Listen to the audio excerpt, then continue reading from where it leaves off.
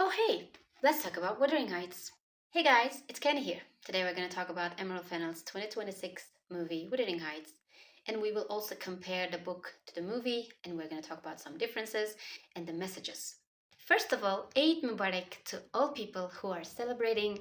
I hope you have a beautiful, healthy, and happy Eid with your loved ones and with your families. So let's start with the book. Wuthering Heights, UÐULTULU TEPELER is the book of British author Emily Brontë. She published the book under the name of Alice Bell in 1847. It's one of the classics of the world literature. It is a dark story about passion, revenge, and societal class wars. The story is based in a remote manor in Yorkshire. The book tells the story of Catherine Earnshaw and Heathcliff. Catherine's dad brings Heathcliff to take care of him, and Catherine names this boy as Heathcliff after her late brother. And the story is centered around their obsessive and devastating love. The themes of the book are devastating power of love, differences in classes, and the effect of revenge that lasts for decades. And we have 3 movie adaptations from the book. First one is 1939. It's a classic black and white movie. The second one is 2011. It's more raw and natural in storytelling. And the third one is 2026, directed by Emerald Fennell. It casts Margot Robbie as Catherine Earnshaw and Jacob Elordi as Heathcliff. The movie differs in many ways from the book. There is not 100% similarity between the book and the movie. It's more like the feeling that the director got when she read the book. So the book has 2 parts. First part is about the love of Catherine and Heathcliff, how destructive, how obsessive it is. And the second part is about their kids and the revenge plans of Heathcliff and how these generational trauma goes on after these 2 people.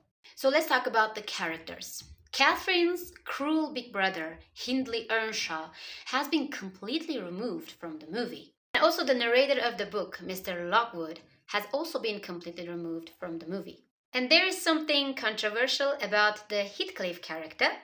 In the book, Heathcliff has been introduced as a Lascar, or a South Asian sailor, and he faces racism because of his skin color. But in the movie, the Heathcliff character has been played by Jacob Elordi, who is a white actor. Let's talk about the sexual tone of the book and the movie. In the book, the themes of love and sexuality are mostly very platonic and spiritual. It's very mild. In the book, they only kiss once. However, in the movie, there are a lot of explicit scenes between Catherine and Heathcliff. We also have supernatural elements in the book, such as Kathy's ghost in the window. But these supernatural elements and ghost themes have been eliminated by Emerald Fennell in the movie. When the book comes to an end, Kathy dies after giving birth to her daughter Catherine. However, in the movie, Catherine miscarries the baby and suffers from sepsis and then dies. Sepsis is a life-threatening medical emergency caused by the body's overactive toxic response to an infection. It can lead to tissue damage, organ failure, and death. Let's talk about the last scene. The movie comes to an end with Heathcliff hugging Kathy's unalive body and crying and begging, "Hunt me." But in the book, we see a future scene where Kathy and Heathcliff lay side by side after death. Let's talk about the messages of the movie. First one is the wrong choices and how they can weigh us down. Catherine marries Edgar in order to live in comfort and to be rich. And also she thinks that marrying Heathcliff would devalue her. And it shows how making wrong choices can affect someone's mental and physical health, and how it can also affect the people around that person. And the other message is about the thin line between love and possession. The movie tells the story of Kathy and Heathcliff in a way that it shows possession, destruction, being obsessive, rather than love and soulmate. We also have discrimination and a racist undertone. Heathcliff is seen as someone who comes from the bottom of the society, and no matter how hard he tries to be one of them, he will never be because of his skin color and the background. In the movie, Heathcliff's anger is not solely stemming from being a rejected lover, but it also stems from being discriminated and being treated as a stranger. And we also have the toxic masculinity undertone.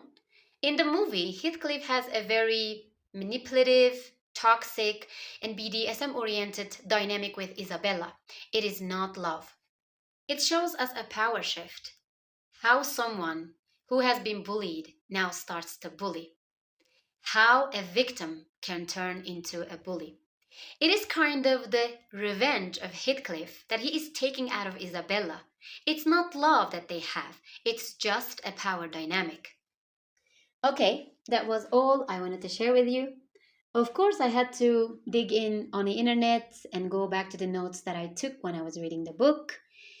But if you want something that is not 100% similar to the book, you can completely watch the movie and you will love it. It's a fairly good movie, has a lot of visual representation and good music. Charlie XGX has some good music featured in the movie.